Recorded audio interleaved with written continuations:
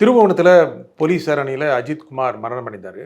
அவர் மீது புகார் அளிக்கப்பட்டது. புகார் அளிச்சவங்க நிக்கிதா. என்ன சமயத்துல, என்ன காரணத்தினால, எப்படி புகார் குடுத்தாங்க? சார், கடந்த 27ஆம் தேதி அன்று சிவகங்கை மாவட்டத்தில் இருக்க திருப்புவனம் காவல் நிலைய சரக எல்லைக்கு உட்பட்ட பகுதியில் இருக்கிறது மடப்புறம் காளி கோயில்னு சொல்லிட்டு பார்த்தீங்கன்னா, சிவகங்கை டு மதுரை போகிற ரூட்டில் வந்து பூவந்தின்னு ஒரு இடம் வரும். அதுலேருந்து அங்கேருந்து போகும்போது 2 சாலைகள் பிரியும். அங்கே பிரியும் போது அந்த இடத்துல வந்து அங்கேருந்து மதுரைக்கும் ரொம்ப நியர்பை சிவகங்கை டிஸ்ட்ரிக்ட் உள்ள இருக்குது. இந்த மடப்புறம் காளி கோயிலுக்கு வெள்ளி செவ்வாய்ன்றது கூட்டம், அளவுக்கு அதிகமான கூட்டம் வரும்.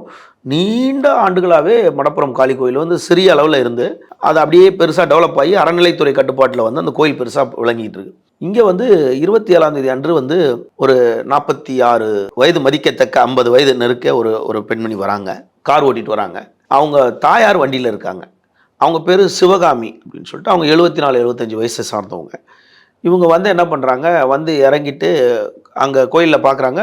கோயிலில் வந்து ஒரு தனியார் செக்யூரிட்டி பீரோவை சேர்ந்த ஒரு காவலாளி அங்கே இருக்கிறார். அவர் 27 வயது மதிக்கத்தக்க அஜித்குமார் என்பவர். அவர் அப்பகுதியில் வசிக்கக்கூடிய, அங்கேயே பிறந்து அங்கேயே வளர்ந்து இருக்கக்கூடிய நபர்.